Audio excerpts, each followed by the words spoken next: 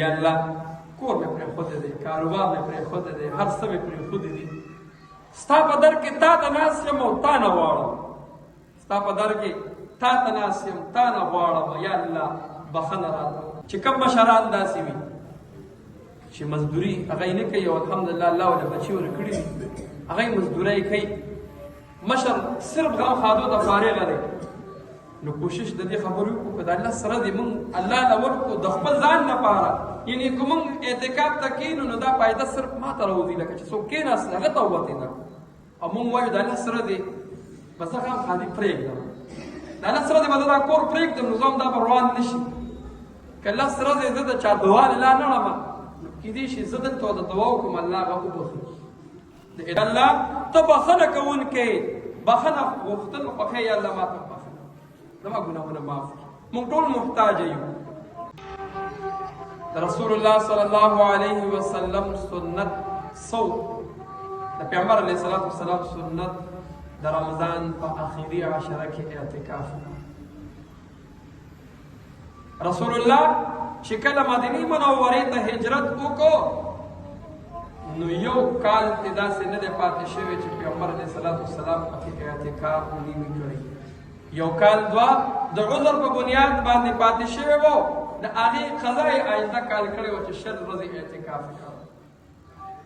یعنې د پیغمبر علیه السلام معمول دا و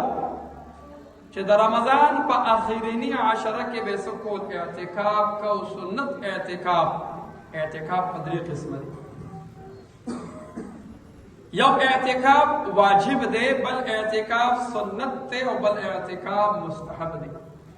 اعتکاف واجب هغې ته ویلی شي چې یو کس دا ووایي چې په زما پلان کې کار وشو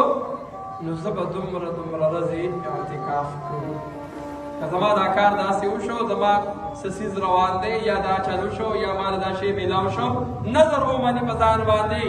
نو دې ته اعتکاف واجب ویلی شي چې دا کس به د دې ورځو اعتکاف راوړي، ورسره به د شپې هم کښېني، اعتکاف صرف د ورځې نه وي او اعتکاف کې ورسره روژه به ونیسي.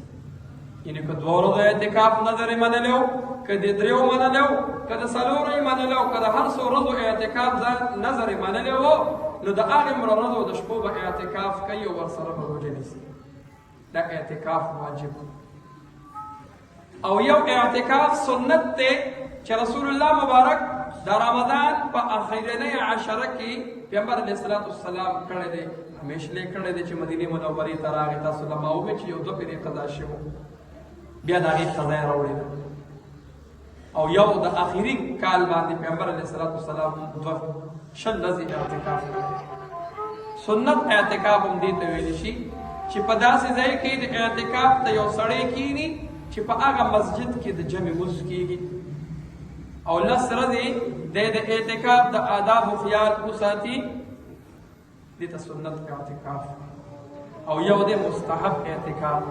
انسان چې جومات ته بس رادن نشي دی د اعتکاف نیت وکړي، تر څو پورې چې زه جومات کې یم زما نیت د اعتکاف دی. الله تعالی والا اجر او ثواب چې کوم دی دا د معتکفینو ته چې څومره ورکوي دې کسانو ته هم ورکوي. اوس په اعتکاف په الله موږ له څه راکوي؟ پیغمبر علیه الصلاة والسلام حدیث شریف دی، ابو سعید خدری رضی الله تعالی عنہ فرمایي چې د یوې ورځې او د یوې شپې په اعتکاف الله څه ورکوي؟ لس ورځې خو ډېر دي، سنت اعتکاف دی. خو یو سړی وایي چې زه فارغ نه یم، بله کارونه مې دي، مزدوري کومه، دیاړي کومه، کار نه ځم، یو ورځ به مې مثال فارغ کړمه، د اتوار ورځ مې چوټي وي، د اتوار په ورځ به اعتکاف ته کښېنم او د شپې به مې عبادت وکړمه. نو په یوه شپه باندې او په یو ورځ باندې الله تعالی معتکف ته څه ورکوي؟ و چې کله یو ورځ هم څوک اعتکاف وکړي الله تعالی دا کس د جهنم نه 3 خندقه لرې کړي، د جهنم نه 3 خندقه لرې کړي. او د یو خندق فاصله د ځمکې د والې تر اسمانه پورې ده، نو دی د جهنم نه دومره لرې شي لکه د ځمکې نه اسمانه پورې 3 پیرې چې څومره فاصله ده. الله تعالی په یو ورځ اعتکاف دومره اجر او ثواب ورکوي. او په سنت اعتکاف باندې رسول الله مبارک فرمایي، امام بیهقي هم لیکلي دي چې کوم سنت اعتکاف څوک لس ورځې او لس شپې اعتکاف وکړي الله تعالی د 2 حجونو او د 2 عمرو ثواب ورکوي. څومره فضایل دي د اعتکاف. او پیغمبر علیه الصلاۃ والسلام فرمایي د اعتکاف فائدې سری کم کس جمعات کې اعتکاف ته کېناستېدو، اعتکاف دا معتکف د ګناهونو نه بندیز دی. یعنی جمعات ته دی رادننه شه نو بس د ګناهونو نه بندیز شه که نه، د سترګې به صحیح استعمالیږي، نور په جمعات کې نوره ګناه به نه کوي، بس 5 وخته پابندۍ سره لمونځ، ذکر و تلاوت،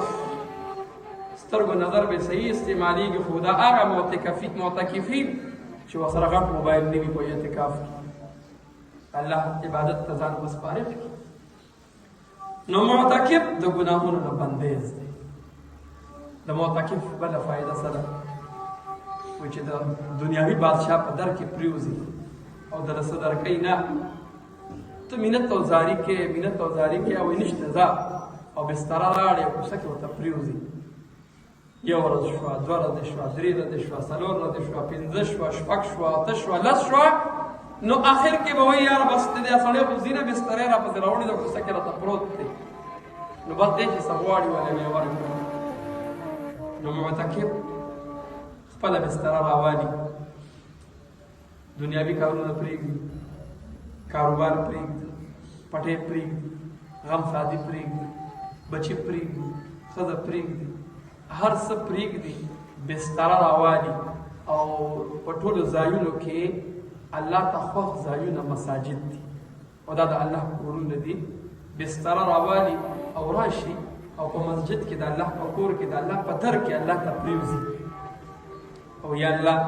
کور مې پرېښودی دی، کاروبار مې پرېښودی دی، هر څه مې پرېښودي دي، ستا په در کې تا ته ناست یم او تا نه غواړم، ستا په در کې تا ته ناست یم، تا نه غواړم، یا الله بخښنه راته وکړې، دا راله وکړې، یو هر حاجات د هر چا خپل وي، دا راله وکړې، دا راله وکړې. نو الله خو ور د دې بادشاهانو په شان دی نه دی، الله خو زمونږ په شان دی نه، خو سخي ذات دی.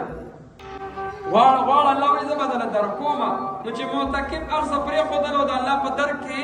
پرېوتېده او د الله په درشل باندې پرېوتېده، غواړي نو الله به ولې نه ورکوي، الله به ولې ورکوي، الله به ولې ورکوي چې دا بښنه مې درته وکړه. کوشش د دې خبرې وکړو چې په مسجد کې اعتکاف وکړي. زنانه په کورونو کې چې کوم ځای ځان له مقررۍ یو کوټه وي، یو ګوټ ته ځای وي چې کوم ځای کې خلک عبادت کوي، یو کمره د په هغې کې به ځان ته فردي ولګوي، نو بغیر د ضرورته به هغه د خپل ځای نه بهر نه راوځي او معتکف به د جومات نه بهر نه وځي. کله به کښېني په شلم، سهار د شلم 21مه روژه ده، 20 ورځې دلته برابر شوې، د 9 په ورځ باندې ماښام د نور د خاطو نه مخکې به دی جومات ته خپله بستره راوړي او بار به دې وځي او دی به د الله سره دی، د الله په در کې، د الله په کور کې تېروي او د الله نه به سوالونه او دعاګانې غواړي او عبادات به کوي. لمونځونه به د تکبیر الله سره وي، ذکر او عبادت به کوي، شپه به روڼۍ، د شپې به الله ته دعا کوي، د الله نه به الله ته به جړا کوي او د الله نه به غواړي. نو چې 10 شپې انسان تېرې کړي او دغه یو سوال وي، الله بښنه غواړم، ولې الله به دته بښنه نه کوي، خامخا به ورته کوي. نو کوشش وکړو ځان فارغ، بالخصوص چې کوم مشران داسې وي چې مزدوري هغه یې نه کوي او الحمدلله الله ورله بچي ورکړي دي، هغه یې مزدورۍ کوي، مشر صرف غم خادو ته فارغه دی. نو کوشش د دې خبرې وکړو که د الله سره دې مونږ الله له ورکړو د خپل ځان لپاره، یعنې که مونږ اعتکاف ته کښېنو نو دا فایده صرف ما ته راوځي، لکه چې څوک کښېناست هغه ته ووتېده او مونږ وایو د الله سره دې بس زه غم خادي پرېږدم، د الله سره دې به زه دا کور پرېږدم، نو زه هم دا به روان نه شي. که الله سره دې زه د چا دعا لا نه وړم، نو کېدای شي زه دلته د دعا وکړم الله هغه وبخي. د اعتکاف فضیلت دومره دی و چې کله دا معتکف اعتکاف ته کښېناستېدو، ده به غم خادي کول، دی به دعا جنازې لته، دی به تپوس لته، ده به خیر ښېګړې کارونه کول، دی هلته کښېنېدلی جومات کې ناست دی، الله فري کې هغه ثواب ورکوي. نو که موږ نیت وکړو چې الله په فري کې ماله هغه ثواب راکوي، که زه د چا جنازې له ځمه، که زه د چا دعا له ځمه، که زه د چا تپوس له ځمه، نو فري کې هغه ثواب ماله الله په خپل مسجد کې کور کې راکوي. نو زه ولې څه وکړم مزدوري زه نه کوم د پټي کارونه نشته دا به ووایو چې د غنمو لو هم نشته نور څه کار هم نشته او زه هسې کور کې یم ولې په دې خدای په دې کور کې د لس ورځې ځان دپاره نه تېروم چې زه د ځان دپاره دعا وغواړم خپل بچو دپاره وغواړم نو کوشش به دا کوو ګوره لوی کلنې هر مسجد ګوره که کم مسجد کې یو کس هم اعتکاف ته کې نه ناست دی د ټولې محلې غاړه پې بنده ده علما لیکي وایي که څوک نه تیارېږي وایي په کرایه باندې یو کس وګوره چې تا له به 15,000 روپۍ درکړم خو راشي زموږ جومات کې کښېنه چې زموږ د محلې غاړه خلاصه شي نو مشرانو ته مې خصوصي درخواست چې ګورې یو خو یو سړی بیمار وي نشي کېناستی دی وخت نشي تېرولی په جومات کې هغه ته خپله مسله ده خو چې کم کس داسې وي چې که زه جومات کې یم په کور کې یم هغه شی یم بدلي راکې نه راځي او که زه د الله سره دی د کور نه بار تېرې کړم زما په کور کې به څه کمی هم را نه شي څه به خراب هم نه شي پټي کار به هم خراب نه شي نو کلک عزم کوو انشاءالله که نه د چا به کلکه ارادې د اوس نه چې اراده وکړو چې انشاءالله دې رمضان کې به زه اعتکاف ته کښېنم ملګري کلک ارادې وکړو نیت وکړئ الله به ستاسو اسباب برابر کړي انشاءالله تعالی به درله توفیق درکړي چې ځان فارغ کړئ په دې مسجد کې کښېنئ ځان له مو غواړئ دوا موږ له هم پکې دوا وغواړئ بچو له مو غواړئ ملک له مو غواړئ مسلمانانو له مو غواړئ نو خبره مې دا کوله چې معتکف دی د الله په در کې پرېوځي او دی د الله نه غواړي شپه او ورځ دغه یو دعا وي یا الله بخښنه راته وکړي بي بي عایشه رضی الله تعالی عنها فرمایي رسول الله په دې اخري عشره کې زه د الله نه څه دعا غواړم وایي ته د الله نه څه دعا غواړې وایي ته د الله ته وایې چې یا الله ته بخښنه خوښوې اللهم انك عفو تحب العفو فاعف عني یا الله ته بخښنه کوونکی بخښنه غوښتل خوښې یا الله ما ته بخښنه زما ګناهونه معاف کړي موږ ټول محتاج یو او بیا د رسول الله